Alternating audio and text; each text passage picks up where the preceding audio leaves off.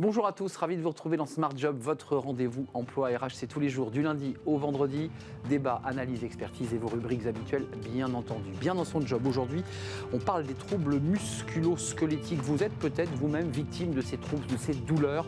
On va faire le point avec Pierre Weiss, il est directeur santé et prévoyance collective, Alliance France, et il développe un programme, mais aussi de la sensibilisation sur ces problèmes de santé du quotidien. Le livre de Smart Job, comme chaque semaine, 100 règles d'or du management positif et heureux.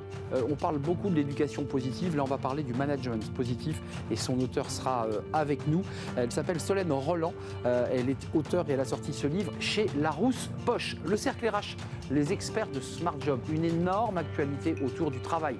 Le rapport France Travail remis par Thibaut Guilluy au ministre du Travail et puis les assises du travail dans le cadre du Conseil national de la refondation qui lui aussi fait des propositions concrètes. Et puis on évoquera une grève, oui une grève au Canada. Les fonctionnaires réclament du télétravail, c'est une grève massive. On fera le point avec nos experts. Et pour terminer notre émission Fenêtre sur l'emploi, 2 ans, 100% télétravail, ça se passe chez ADP et nous recevrons sa DRH Élodie Gourmelet. Voilà le programme, tout de suite c'est bien dans son job.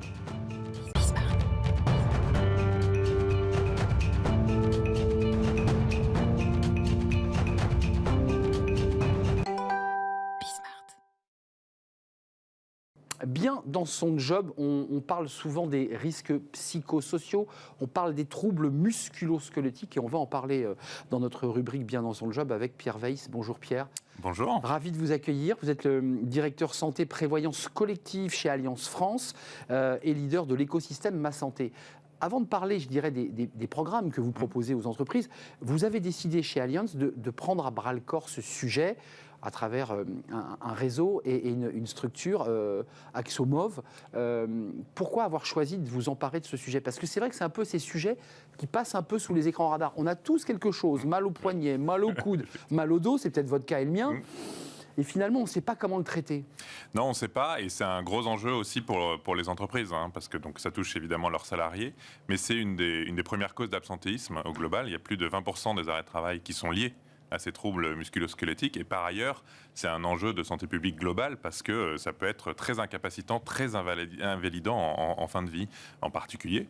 Et donc nous, chez Alliance, donc on couvre nos entreprises clientes sur de la prévoyance, donc on couvre les arrêts de travail de leurs salariés, mais on a eu envie évidemment d'intervenir plus haut dans la chaîne et de faire de la prévention de ces troubles musculo-squelettiques. L'origine de ce sujet, 80% des facteurs biomécaniques, ces troubles musculo-squelettiques, les TMS, ce sont les mouvements répétitifs, les postures, le travail avec force, qui représentent 80% des agents. Et puis il y a aussi, parce que je l'ai vécu, des troubles musculo-squelettiques pour les experts comptables et tous ceux qui sont à un bureau et qui ne peuvent plus bouger le poignet. Ça existe aussi dans le tertiaire. Ah oui, bien sûr, ça concerne tous les secteurs. Et en fait, les solutions sont assez simples. Et c'est ça qui est important, c'est qu'on peut ajuster assez facilement sa posture, on peut ajuster assez facilement ses gestes et, avec cette prévention, éviter la grande majorité de ces troubles. Pierre Weiss, je ne veux pas vous emmener dans un sujet politique, mais un des critères de pénibilité, ça avait été les charges lourdes. L'un des 5 critères supprimés par le président Macron, je crois que c'était en 2017. Et certains s'étaient inquiétés en disant, mais voilà, on a des salariés dans des entrepôts, dans des dépôts, pour tous ceux qui livrent, qui ont des troubles. Quand vous adressez le sujet en amont, qu'est-ce que vous mettez en place? Parce que je répète que Axomove, vous êtes partenaire et vous avez prolongé ce partenariat avec eux. C'est quoi l'idée? On vient dans un espace de travail, on réfléchit avec les collaborateurs. Comment ça marche? Alors c'est une excellente question. Alors nous, on croit beaucoup en la e-santé. Donc on croit beaucoup que pour la prévention, ça doit passer aussi par le numérique pour toucher le maximum de monde. Parce que le problème sur ces sujets de prévention, c'est d'arriver à les déployer auprès des salariés et d'arriver à ce qu'ils y passent du temps. Et de massifier. Exactement, et de massifier. Et donc comment ça marche? C'est assez simple. On fait la communication vers les salariés pour leur dire allez vous connecter sur une plateforme qui est la plateforme d'Axomove, effectivement notre partenaire. Et quand vous connectez sur cette plateforme, à partir du moment où vous êtes assuré en prévoyance chez Alliance France, vous rentrez votre numéro de contrat et là vous avez accès à l'ensemble des solutions d'Axomove. Et qu'est-ce que c'est les solutions d'Axomove? C'est d'abord des kits pour et des vidéos pour vous expliquer comment faire, mais aussi, parce qu'on croit beaucoup au fait que l'humain doit se rajouter au digital, mais aussi l'accès à des kinésithérapeutes qui vont, à travers quelques séances, vous expliquer les bons gestes, les bonnes postures, ce que vous devez faire au quotidien et vous donner un programme à suivre pour la suite. Est-ce que vous allez avec votre partenaire parce que c'est un vrai sujet qui est aujourd'hui sur la table, les exosquelettes, la manière dont on va pouvoir accompagner un bras, parce qu'on le voit, si on est accompagné, ça marche mieux. Est-ce que vous allez jusqu'à cette réflexion-là? Alors, les kinés d'AxoMove peuvent suggérer ce type de solution. Après, bien sûr, ça sera à l'entreprise de décider de mettre en place et de financer ou pas ces solutions. Mais ça fait partie des ouvertures qu'on peut donner, effectivement. Alliance France, évidemment, a un panorama assez complet de cette situation. C'est un coût énorme pour l'entreprise, en fait, ces troubles musculo-squelettiques. Quand on accumule le nombre de jours d'arrêt maladie, parce que ce n'est pas toujours des arrêts très longs, mais ils sont très réguliers. Exactement. Alors, ils peuvent être longs aussi, hein, mais effectivement, ils sont plutôt réguliers. Alors, on estime que le coût, c'est près de 2 milliards par an pour la France, hein, et c'est 20% des arrêts de travail. Donc, effectivement, il y a un coût déjà pour la collectivité, dont on assume une partie en tant qu'assureur, mais il y a aussi un coût pour l'organisation de l'entreprise, parce qu'elle-même va dépendre évidemment de ces personnes qui ne vont plus être là. Et comme vous le disiez, ça touche aussi beaucoup le tertiaire, et en particulier avec l'essor du télétravail. Je voulais pas l'oublier. C'est important à avoir en tête. Mal installé sur sa chaise. Exactement. Ça part de là, en fait. Et ça part de là, beaucoup dans le tertiaire, et donc chez eux, les salariés sont souvent moins bien installés qu'au travail, parce que ça a moins bien été pensé, et du coup, on a souvent des problèmes, on en voit de plus en plus, liés à ces postures au travail. C'est vrai qu'en plus, autre souci, c'est que quand on est chez soi, sur son lieu privé, c'est plus compliqué pour l'employeur d'aller vérifier qu'on n'est pas affalé toute la journée sur son lit ou sur son canapé. Exactement, c'est quelque chose qui est plus dur à toucher pour la médecine du travail, d'où le fait qu'on croit beaucoup à ces dispositifs numériques qui permettent de toucher les gens aussi chez eux. 88% des troubles musculo-squelettiques, c'est 88% des maladies professionnelles en France. Enfin, je veux dire, c'est quand même un sujet sérieux à adresser. Vous faites le pari, vous, chez Alliance France, de travailler en amont, sur la prévention. Vous dites, si on fait un vrai travail en amont, le salarié va aller avec son numéro de contrat sur le site et donc va gérer sa prévention. Est-ce que ça passe aussi par les DRH? Est-ce que vous avez aussi besoin de mobiliser les DRH sur ce sujet? Tout à fait. Il y a un enjeu effectivement de toucher les salariés via le chef d'entreprise ou via les DRH. Donc ça, on fait pas mal de communication via nos réseaux, qu'ils soient salariés ou d'agents généraux, pour qu'ils aillent voir leurs clients et pour prêcher la bonne parole sur cette solution qui est disponible, sachant qu'on a étendu aussi cette solution à l'ensemble de des travailleurs non salariés qui sont couverts chez nous. Donc on ne travaille pas que sur les salariés, on travaille aussi pour les indépendants, tous les artisans qui eux aussi souffrent beaucoup de ce type de problèmes. Comment réagissent ces entreprises-là? Parce que là, les salariés directement vont avoir accès à cette plateforme qui est très efficace. Qu'est-ce qu'elles vous disent, ces entreprises? Merci. Ah bah oui, les entreprises qui l'essayent sont ravies. Il y a des entreprises qui viennent chez nous aussi pour avoir accès à cette solution. C'est aussi l'intérêt. Ils passent par la plateforme en disant mais c'est pas mal, mais derrière c'est Allianz. Exactement, et du coup comme ça j'aurai accès via mon contrat à cette solution. Et on a aussi, nous, couvert nos propres salariés chez Allianz qui ont accès à cette solution et qui la plébiscitent. La satisfaction est exceptionnelle. Un mot quand même sur le bilan, parce que vous avez déjà un petit peu de recul. Vous aviez fait un sondage en janvier 2023 sur le diagnostic, le coût, 2 milliards de coûts annuels, c'était le sondage IFOP. Et là, le profil de ceux qui se sont connectés sur la plateforme, on les a, c'est 48 ans de moyenne d'âge. 70% sont des femmes. Tout à fait, c'est un trouble, mais c'est vrai aussi d'ailleurs dans les arrêts de travail. On a la grande majorité des arrêts de travail pour les troubles musculo-squelettiques qui sont effectivement sur des femmes. Et 82%, c'est assez intéressant aussi, passent plus de 6 heures assis ou assises en l'occurrence par jour. Donc on en va bien à ce profil de femmes qui sont dans des emplois pas forcément industriels mais postés devant un ordi. Exactement. Et après il y a aussi, il n'y a pas que des enjeux. Les caissières. Voilà, il y a aussi des gens qui... Les packs d'eau. Des gens qui servent aussi dans les supermarchés, des gens qui servent au marché. Enfin voilà, ça touche vraiment tout le monde. Et pourtant, c'est facile de faire de la prévention. Allez donc sur AxoMove. C'est pratique et par ailleurs 42% d'après ce premier bilan ont été en arrêt de travail de plus de 3 mois ces 3 dernières années. Exactement. Ce qui cumulé représente une somme évidemment importante pour la collectivité. Merci Père Weiss d'être venu nous éclairer sur ce sujet dont on ne parle pas assez et qui est un sujet qui objectivement peut empoisonner le quotidien de Françaises et de Français. Vous êtes le directeur santé prévoyant chez Alliance France et engagé avec AxoMove sur écosystème Ma Santé. C'est un vrai plaisir de vous accueillir. On tourne une page, c'est le cas de le dire, c'est le livre de Smart Job. On parle du management bienveillant. On va en parler, c'est le titre d'un livre.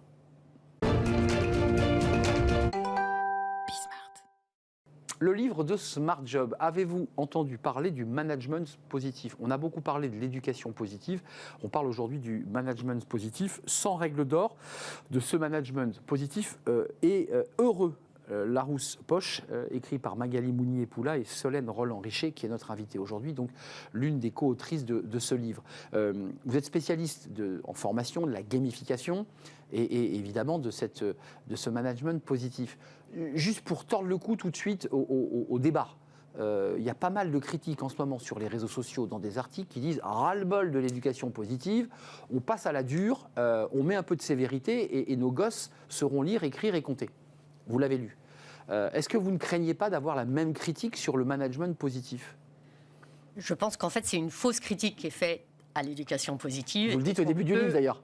Avoir la même fausse critique qui sera faite au management positif. Mais le management positif, ce qui est fondamental, c'est d'allier bienveillance et fermeté. Et l'un ne va pas sans l'autre. Et très souvent, on oublie ce composant. Quand même, il y a des choses intéressantes. Dès le départ, vous dites, attention, le management positif, ce n'est pas une baguette magique. Il n'y a pas de magie. Il y a quand même quelque chose qui, à travers ce livre, ressort, c'est la bienveillance. Vous transformez les phrases, vous nous aidez, et ça, ce livre est utile aussi pour ça. On a parfois des formules un peu magiques et un peu violentes, et vous dites, attends, on va réinverser, tu vas reformuler. Et c'est aussi ça la clé de ce livre. Hein. C'est très concret quand même. Tout à fait. Ça peut être déjà envers soi. Par exemple, quand on fait, pour créer de la joie, une to-do list, vous savez, on a tous des to-do list souvent longues comme le bras, on sait que la façon dont ça va être formulé va nous permettre de l'atteindre ou pas. Par exemple, si je crois que c'est l'exemple qu'on utilisait dans ce livre, si je me mets comme objectif de répondre au plus grand nombre de mails possible, j'y arrive jamais, il n'y en a jamais assez. Si je me mets comme objectif passer 30 minutes à répondre à des mails, je peux l'atteindre. Et on sait que dans le cerveau, à ce moment-là, le circuit de la récompense est enclenché. Il y a beaucoup de choses autour des neurosciences à travers des chercheurs que vous citez et qui sont assez passionnants. Page 103, ne négligez pas l'importance du sentiment d'appartenance. Et vous évoquez ces chercheurs, Eisenberger et Williams, sur l'exclusion et la souffrance. On peut imaginer que c'est un sujet de sociologie. Là, vous l'intégrez à l'entreprise. Exactement. C'est violent pour un salarié de se sentir exclu. Exactement. Et en fait, on donne des outils d'inclusion. Ça peut être effectivement le 1 à 1 chaque semaine avec son équipe, 30 minutes, bloqué dans la semaine, où le salarié va pouvoir parler à son manager de tous les sujets pour renforcer le lien, pour créer le lien, pour créer la confiance. Mais ça peut être arrêter de faire déjà tout ce qu'on fait qui est contre-productif. Par exemple, un salarié qui fait une présentation, le regarder dans les yeux. Au lieu, la plupart d'entre nous, on va avoir comme réflexe de en même temps traiter des mails. Et on ne se rend pas compte à quel point ça... C'est d'un irrespect absolu. Et à quel point ça impacte le sentiment d'appartenance. Donc c'est toutes ces petites actions, si déjà on arrête de les faire au quotidien, ou simplement... quelque chose, les Anglais disent common sense, but not common practice. C'est simplement la courtoisie. Le nombre de personnes qui me disent, il me dit pas bonjour ou... Ouais. Mais je trouve que c'est important de le mettre dans un livre parce que vous évoquez beaucoup de gestes de bon sens. Catherine Guéguen, la bienveillance consiste à porter sur autrui un regard aimant, compréhensif, sans jugement et souhaiter qu'ils se sentent bien. En fait, je veux dire, c'est incroyable que vous, spécialistes, soyons obligés d'écrire un livre pour le dire. On est parti tellement loin de ça. Comment vous l'expliquez, vous qui avez finalement un regard extrêmement précis sur ce sujet? Comment on a pu partir si loin d'une relation aussi simple entre êtres humains? Je pense que la pression du temps nous fait souvent oublier l'essentiel, sacrifier l'essentiel. Je pense que les nouvelles technologies nous font un peu parfois sacrifier l'humain. Je crois aux liens. Je crois que tous les problèmes en entreprise, même si les gens vont argumenter sur des chiffres, sur des délais, derrière, il y a un problème de lien. Il y a est-ce que je suis respectée? Est-ce que je me sens... ma dignité n'est pas heurtée? Et effectivement, je pense que malheureusement, aujourd'hui, s'arrêter, prendre le temps, c'est presque un mot révolutionnaire et on l'oublie souvent. Alors ça, c'est un sujet qu'on traite souvent dans notre émission, c'est la situation des aidants, de ceux qui peuvent avoir un proche malade. Vous évoquez aussi cette question, ce petit chapitre en petit corps qui permet d'avoir un éclairage sur un expert de la médecine au management, et vous évoquez évidemment l'importance des managers lorsqu'ils savent que l'un de ses collaborateurs a une femme ou un mari malade. Évidemment, on ne peut pas bosser pareil. Et en fait, vous nous dites... aux managers, soyez adaptables. Soyez un peu souple, quoi. C'est ça que vous leur dites. Oui, exactement. C'est s'adapter aux autres, mais attention, c'est créer un espace où les gens vont se sentir suffisamment en confiance pour dire, bah voilà, là j'ai besoin de mon vendredi soir, mais je vais me défoncer la semaine prochaine. Et c'est vraiment... oui, c'est vraiment comprendre l'autre, faire de la place à l'autre sans juger. L'idée, c'est qu'on peut avoir une opinion, mais faire attention, quand on juge, la personne en face va se sentir souvent attaquée, va mettre son énergie à se défendre ou à se protéger. Et ce qu'on veut, c'est qu'il cherche des solutions aux problèmes qu'on a et auxquels il faut qu'on réponde. C'est quand même, à travers tous les exemples que vous citez, vous nous accompagnez aussi en nous aidant à reformuler. Je leur dis, ça c'est très intéressant. C'est un peu une révolution copernicienne que vous nous demandez de faire. Alors, je ne sais pas si c'est une révolution copernicienne, mais en tout cas, c'est de se dire, le changement, il commence par soi. Souvent, quand on stresse, on va vouloir contrôler les autres. Et en fait, l'idée, c'est contrôler ce qu'on dit, contrôler... Est-ce qu'on est dans un état de le dire ou est-ce qu'on a besoin de faire un petit temps de pause? On sait que la vie d'un manager parisien, par exemple, c'est la vie d'un sportif de haut niveau.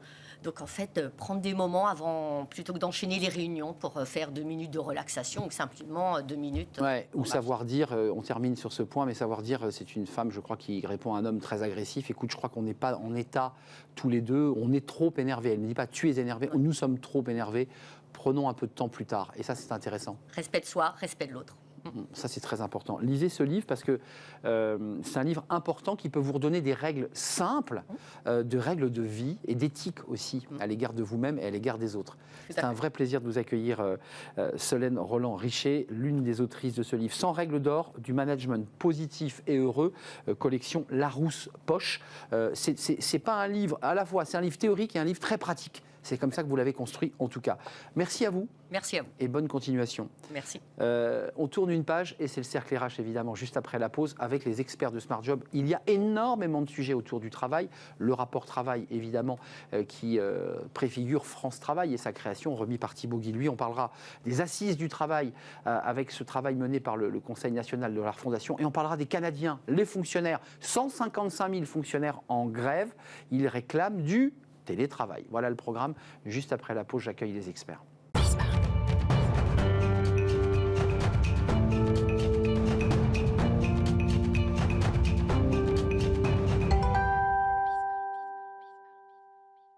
Le cercle des experts de Smart Job pour balayer l'actualité. Elle est riche avec une actualité autour du travail. Le rapport remis par Thibaut Guilluy pour préfigurer la création de France Travail, c'est-à-dire le remplacement de Pôle emploi. C'est un vaste sujet. On y reviendra. Un rapport, le travail, les assises du travail, dans le cadre du Conseil national de la Fondation, là aussi des préconisations. On voit qu'il y a quand même, au-delà du débat politique, une volonté de transformer le travail, ou en tout cas de l'accompagner. On va en parler. On parlera aussi, c'est pas anecdotique, d'une grève massive, presque générale au Canada, 155 000 fonctionnaires dans la rue pour réclamer le télétravail. Et Justin Trudeau se trouve en situation délicate. Et puis, si nous avons le temps, un mot sur le départ de Laurent Berger. Qu'est-ce que cela va changer aussi dans le dialogue social? Mes invités sont là. Pascal Johannin, ravi de vous accueillir, directrice générale de la Fondation Robert Schuman. Et vous avez sous votre bras, ou en tout cas numériquement, le rapport Schuman sur l'Europe 2023 que vous avez présenté à Bruxelles récemment. Exactement, et qui est paru aux éditions Maribé. On aura une version anglaise autour du 9 mai. Version anglaise qui est un document important. Jean-Michel Garrigue est avec nous. Bonjour Jean-Michel. Bonjour Arnaud. Directeur associé en charge des RH chez BLB Associés et des DRH impactés, en tout cas en première ligne sur ces questions de travail et de recrutement. Jean-Claude Beaujour est avec nous. Bonjour Jean-Claude. Bonjour Arnaud. Avocat international en droit des affaires, spécialiste du modèle des États-Unis et du modèle anglo-saxon. Je vous ai vu sourire sur la grève des fonctionnaires au Canada. On va en parler. Pourquoi vous avez esquissé un sourire?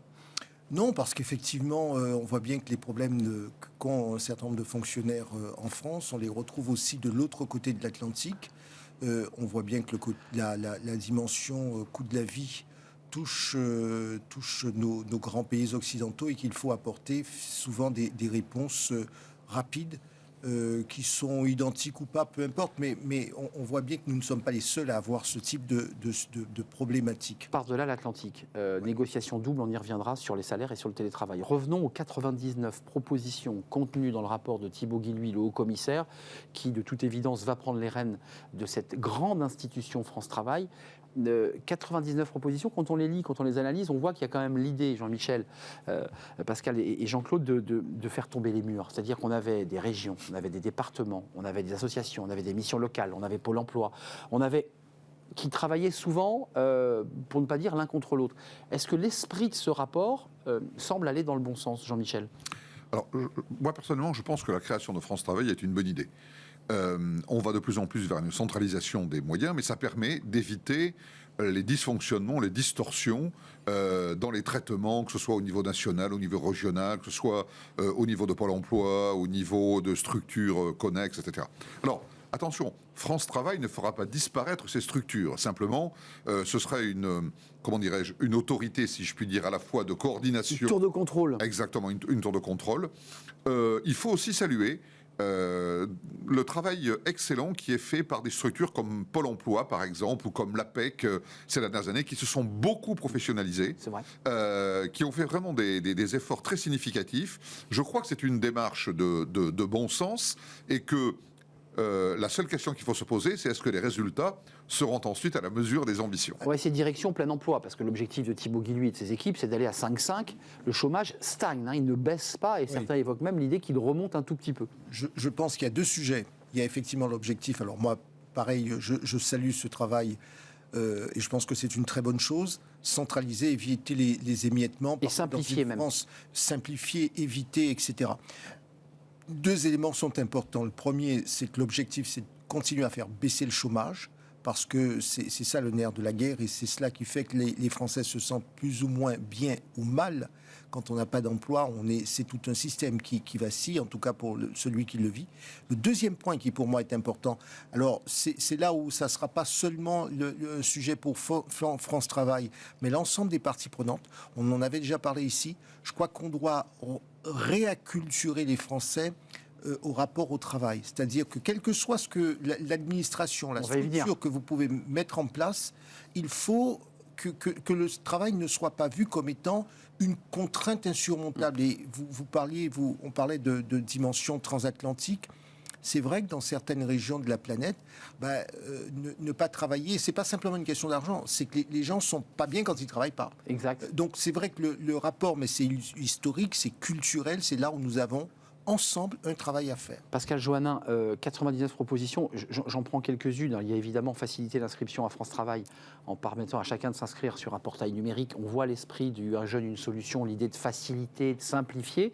Et puis il y a lié la demande de RSA à l'inscription à France Travail. Tout ça, ce sont des mots un peu diplomatiques, mais l'idée quand même qui ressort de tout cela, c'est que même les allocataires de France Travail, Martin Hirsch, vous avez peut-être lu, conteste cette idée, soient remis doucement mais sûrement sur le chemin de l'emploi, ce qui aujourd'hui, on le sait, n'est pas le cas.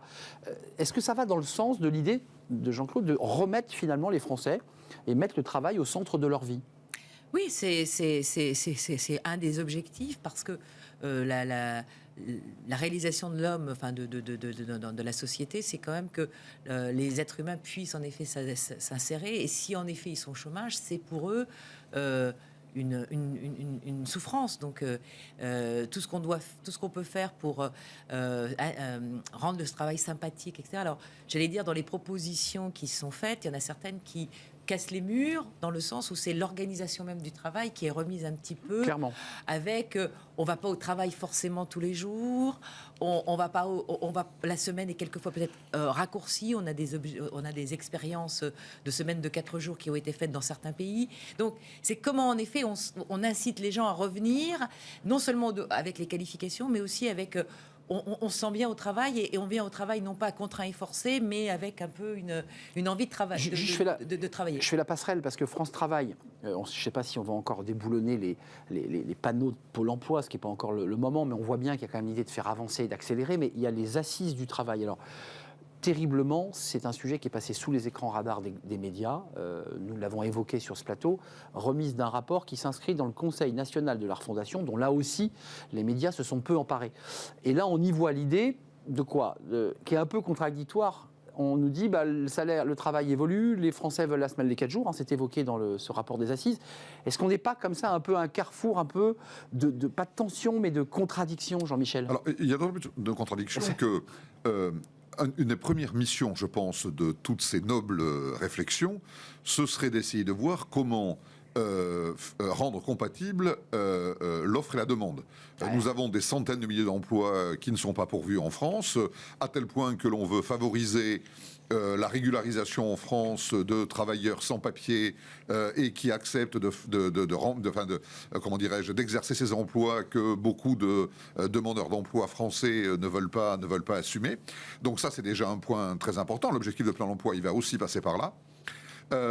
Dans les préconisations qui sont faites, il y a des éléments qui sont des éléments purement factuels, qui relèvent évidemment de la capacité des pouvoirs publics, par exemple la semaine de 4 jours, favoriser un meilleur équilibre, vie professionnelle. Oui, c'est l'esprit des assises. Hein. Il y a aussi, il faut le reconnaître, des réflexions qui sont un peu des réflexions de pure philosophie.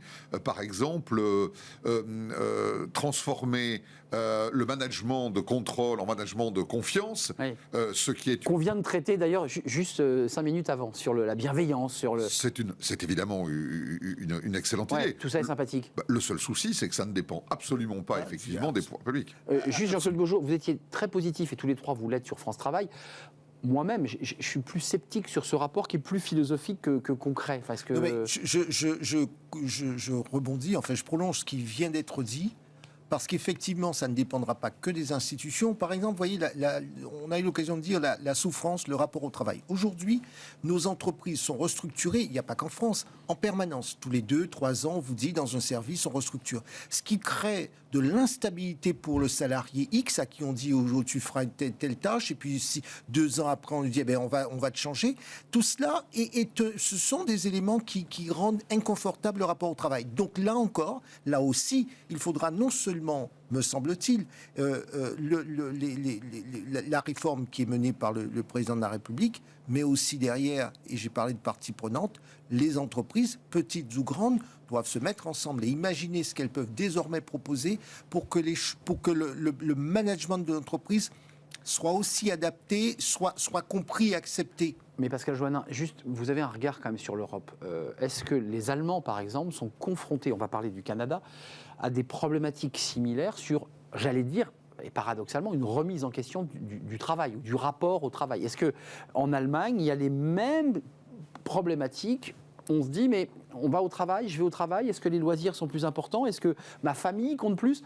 Est-ce que ces sujets-là aussi traversent les Allemands? Alors les Allemands sont, c'est pas forcément le bon exemple. Mais oui, c'est pour ça que je cite l'Allemagne. Parce que en Allemagne, on aime aller au travail, on travaille, la productivité est bonne. On a même créé des mini-jobs, comme ils appellent ça en Allemagne, pour des étudiants, pour des gens qui ont des formations, etc., pour commencer l'entreprise, etc. Il y a plein de choses qui font qu'en Allemagne, on adore aller au travail, et donc il n'y a pas ça. Par donc contre, c'est le contre-exemple. Dans d'autres pays européens, on a déjà, comme en France, l'Espagne, la Belgique, pour prendre plus proche au corps de chez nous, sur cette semaine de 4 jours, même les Anglais, donc même les Britanniques, qui ont quitté l'Union européenne, mais qui sont en Europe quand même.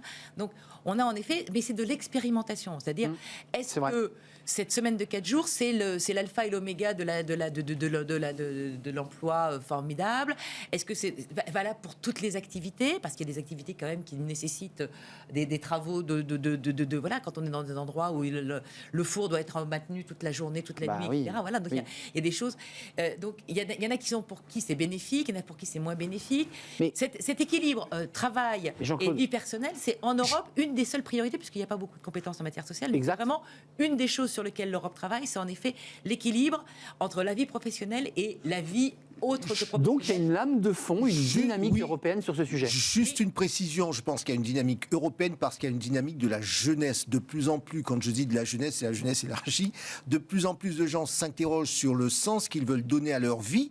Donc évidemment, la question du travail vient soit en élément de géométrie variable ou pas, grand ou petit. Et donc des plus au centre. Et la jeunesse, qu'elle soit française, qu'elle soit américaine, qu'elle soit là où elle est, même s'il peut y avoir un rapport au travail travail socialement différent, mais cette jeunesse, elle s'interroge beaucoup sur le sens du travail, de la vie qu'elle souhaite avoir. Donc, vous voyez bien, enfin, c'est pas pour contredire ce que vous disiez au début de l'émission, il faut remettre le travail au centre, mais on a une partie de cette génération Z, d'une partie de notre population qui dit aujourd'hui, oui, mais pas comme mes parents. Oui, bien sûr. Bien sûr, pas mais c'est dans pas un temps de 35 heures sur une semaine ou 39. Arnaud, ça n'est pas contradictoire. Je pense qu'on était d'accord sur le fait qu'il y a le rapport et il va y avoir toutes les parties prenantes, il va y avoir un vrai travail pour que la mayonnaise prenne.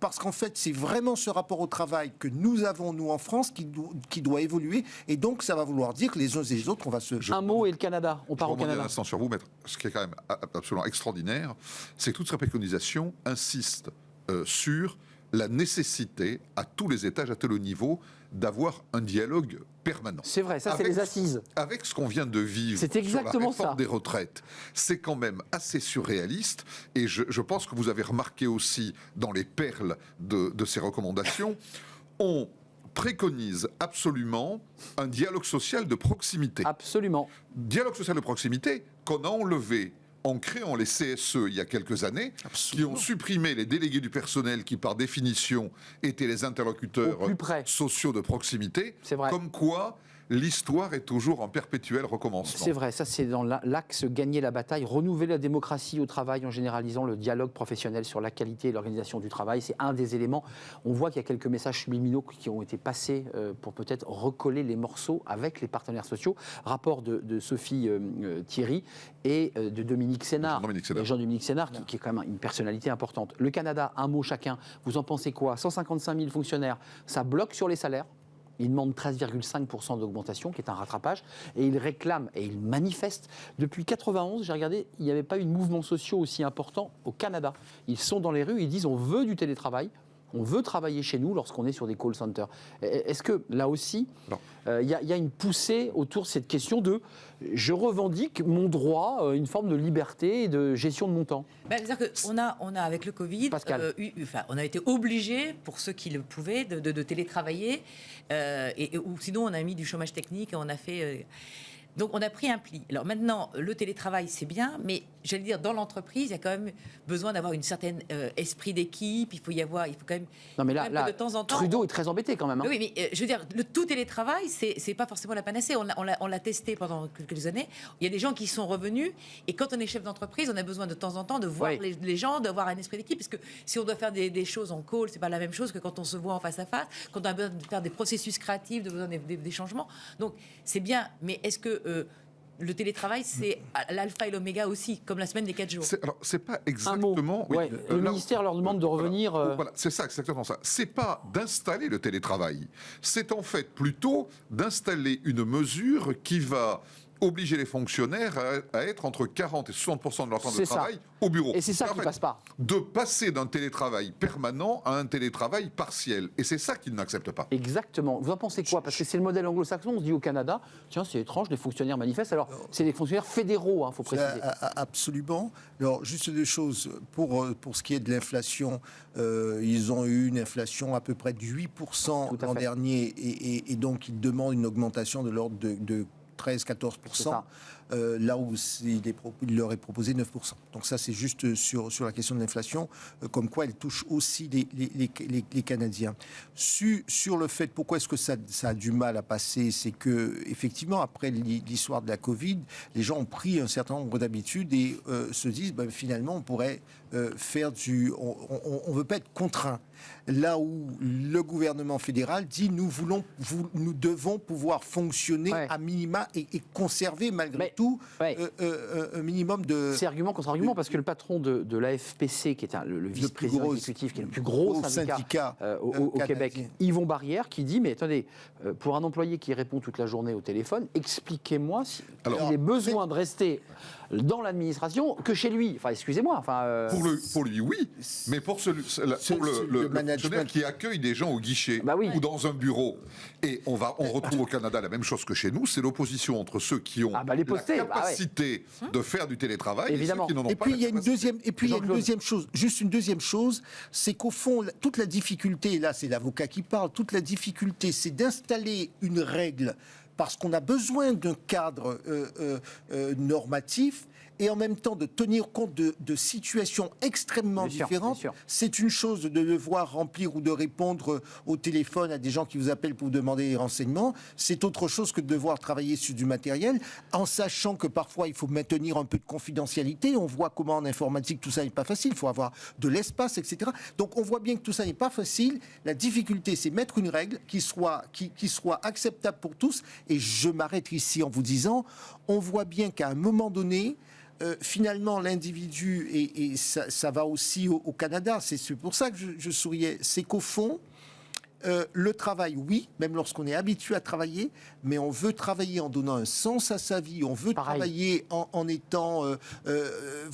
parce qu'au Canada, par exemple, vous pouvez faire des dizaines de kilomètres pour aller au travail. L'hiver, il fait extrêmement froid, bien sûr. C'est une perte de temps. C'est une perte de temps. Donc, on voit bien qu'il y a ce besoin de dire quel sens je donne Il nous à ma reste vie. trop peu de temps, mais je constate quand même qu'on est toujours centré sur nos conflits sociaux en France et que c'est toujours intéressant d'ouvrir un peu, de faire tourner la map monde et de découvrir que dans d'autres pays où on pense que le modèle est idéal. Non, Regardez aux grandes nous en sommes des Grande-Bretagne, Ils ont quand même eu des grèves qu'ils n'avaient jamais vues. Bien sûr. Et puis ces thématiques de nouveaux modes de travail sont en fait des thématiques, c'est la première fois sans doute dans l'histoire du droit du travail ou du droit social ou des relations sociales dans le monde, le problème se pose partout. Ça a été le cas pour le confinement. Révolution numérique, pour la Jean-Michel. sortie du confinement. Mais évidemment. Absolument. Numérique. Vous avez deux C'est le numérique qui explications transforme à le cela. monde. Contrairement à ce qu'on pense, nos entreprises, au sens général, sont devenues de plus en plus internationales. Qu'on soit une multinationale ou qu'on soit une SARL qui travaille avec l'international, elles sont internationales. Première chose. Donc les gens prennent l'habitude de travailler. Le salarié n'est plus le salarié français qui vit à Charleville-Mézières, c'est le salarié de l'entreprise qui est à Singapour, qui est aux États-Unis, etc. Première chose. La deuxième chose, c'est que sur le plan numérique, ça a révolutionné la façon de travailler. Et puis, les gens savent en temps réel comment on travaille à tous les bouts de la planète. Et puis, il y a tous ces jeunes, tous ces gens qui disent on veut donner un autre sens à nous. C'est fini. Merci Jean-Claude Beaujour qui était très en forme aujourd'hui, avocat international. Et je débarque d'outre-Atlantique. Donc, Je suis arrivé ce matin à 6h. En plein décalage horaire. Oui. Quelle énergie. Merci Jean-Michel Garrigue, BLB associé et évidemment connecté au DRH, Jean-Claude avocat international. Et merci à Pascal Johannin, directrice de la Fondation Robert Schuman, avec ce rapport annuel 2023 que vous avez maintenant, parce qu'on l'a beaucoup teasé ce rapport. Maintenant, on l'a. Il y a des données en fin de c'est ça qui est intéressant. De rapport sur toutes les données sociales pour ceux qui s'intéressent, avec des comparatifs dans les 27 États et avec les grandes affaires internationales, enfin les grands continents et les grands États qui sont comparatifs à leur... Je me fais tirer les oreilles par Nicolas Juchat, il a bien raison. On tourne une page direction fenêtre sur l'emploi le plus vite possible, évidemment.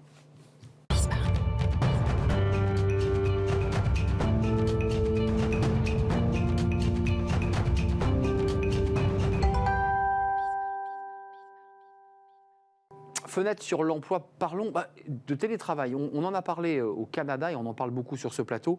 On en parle avec Élodie Gourmelet. Bonjour Élodie. Bonjour. Ravi de vous accueillir. Alors, je ne vais pas mettre le titre anglais parce que vous êtes une entreprise internationale. Vous êtes la DRH du groupe ADP, Automatic Data Processing. C'est les bulletins de paie. On est d'accord? ADP, c'est le leader de la gestion du capital humain. C'est 60 000 personnes dans le monde, présents dans 140 pays. Et en France, c'est 2100 collaborateurs. Et tous les mois, on édite 3 millions de bulletins de paye. Alors, ce que je trouve assez magique dans le processus, et c'est la raison pour laquelle vous êtes avec nous, c'est que, alors aujourd'hui, ce n'est plus le cas, mais pendant 18 mois, une entreprise de votre taille a été en 100% télétravail. Exactement. Et donc, ça représente quoi pour vous, la DRH? C'était un défi technologique, c'était presque une peur de ce qui pouvait arriver. Racontez-moi. En fait, j'ai envie de vous dire, on était préparés. On était préparés, pourquoi? Parce qu'aujourd'hui, ADP, donc c'est une entreprise de service qui sert un certain nombre de clients, 1 million de clients dans le monde. Et donc en France, on édite 3 millions de bulletins de paye chaque mois. Dans cette pandémie, on avait 2 enjeux. Un, préserver la santé et la sécurité de nos collaborateurs. Ça nous semble loin déjà. Oui, c'est vrai. Et en fait, on était préparés parce qu'avant la pandémie, chaque année, pour chacun de nos sites, on simulait le télétravail pour tout le monde, pour vérifier la fiabilité de nos infrastructures. C'est l'alarme incendie, quoi. Exactement. On fait sortir tout le monde du bureau pour voir si ça marche. Et ça marchait. Et ça marchait. Donc finalement, quand le choc Covid, cette vague nous a submergés, vous vous êtes dit, nous, on s'est bien préparés, un peu comme des sportifs qui se seraient entraînés pour la compète, c'est ça? C'est vrai, c'est exactement ça. Donc quand il y a eu l'annonce le samedi soir, le dimanche, on a fait un comité de direction flash. Et le lundi, à midi, le matin, on a annoncé à nos collaborateurs qu'à midi, ils devaient quitter les lieux et on basculait en télétravail total. Alors c'est vrai qu'on est aussi une entreprise où nos postes sont possibles en télétravail. Bien sûr. Bien sûr, il y a plein d'entreprises qui n'ont pas été confrontées Une verrerie ou une industrie lourde peut difficilement, évidemment, embarquer dans son domicile. Mais néanmoins, il y avait une préparation mentale des collaborateurs qui savaient que c'était possible. Oui. Et vous aviez, vous, technologiquement, j'en suis sûr, la possibilité que ces collabs puissent, de chez eux, continuer à produire, parce que le bulletin de paie, c'est quand même le cœur du réacteur pour une entreprise. Quand il n'y a plus de bulletin de paie, c'est la grève. Donc comment vous avez réussi technologiquement, là en l'occurrence, à maintenir la qualité de service?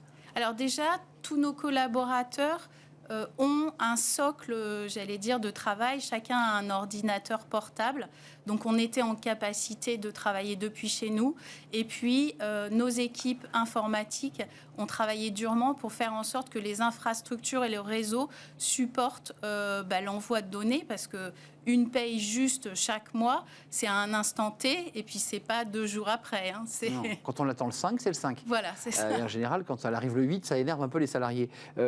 Vous n'êtes plus en situation de télétravail. Alors rappelons que vous aviez signé un accord en 2011, oui. J'allais dire presque bien avant tout le monde, pour évoquer ce que... Mais on en est où aujourd'hui? Parce que les collaborateurs qui ont été en télétravail forcé, encadrés mais forcés, est-ce qu'ils revendiquent aujourd'hui, comme un peu partout là, au Canada en ce moment, du télétravail plus important? Non, ils ont accepté l'hybridation? En fait, oui, on est revenu sur site et l'entreprise dans le monde a mis en place un mode hybride, un modèle hybride, 3 jours sur site, 2 jours de télétravail. C'est vrai, comme vous l'avez dit, la période de pandémie, c'était du télétravail sous contrainte, c'était du télétravail forcé. Tout le monde était dans ces conditions-là et nous, on a pu s'en sortir parce qu'on était préparés. Aujourd'hui, l'entreprise, ça reste un collectif. Et chez on revient ADP, toujours à ce sujet. Hein. Notre force, c'est le collectif. Juste cette infographie rapidement, peut-être, si on peut la voir. Quand même, les jeunes vous mettent une sacrée pression parce que 53% des 18-24 ans prêts à démissionner de leur poste s'ils n'ont pas la possibilité de télétravail. Enfin, ça vous challenge directement. Vous savez à quoi vous en tenir. Mais ils ont la possibilité de télétravailler chez nous, puisque c'est jusqu'à 2 jours. Ah oui, vous êtes précurseur. Donc c'est possible. Et je pense que les jeunes, ils attendent aussi d'autres choses des entreprises, comme notamment prendre en compte la diversité et l'inclusion. C'est des thèmes qui font vraiment partie de notre ADN chez ADP. Et on le voit dans les enquêtes aujourd'hui. L'ensemble des collaborateurs est attaché à ces valeurs. Oui, et puis il y a cette idée quand même que l'entreprise, il faut y être aussi physiquement, même si on a plaisir à être à distance pour travailler au calme et pour pouvoir se concentrer sur les paies. Dieu sait si la paix est importante et que ce petit papier est important. A de la valeur. A de la valeur, oui, puisqu'il faut les conserver, on est d'accord. Hein. Il faut les conserver très longtemps. Merci Elodie Gourmelet d'être venue nous expliquer le caractère avant-gardiste de votre entreprise, ADP, 60 000 collaborateurs dans le monde entier. Oui. Et vous êtes la DRH France, directrice des ressources humaines d'ADP. Merci de nous avoir rendu visite, c'est un vrai plaisir. Merci beaucoup. L'émission est terminée. Je remercie évidemment toute l'équipe qui m'a accompagné, Alice Pitavi à la réalisation, Saïd au son. Je remercie l'équipe de programmation, bien entendu, Nicolas Juchat, je remercie Alexis. Merci à vous, merci de votre fidélité et merci pour tous vos messages sur les réseaux sociaux. Je vous dis à très très très bientôt. Bye bye.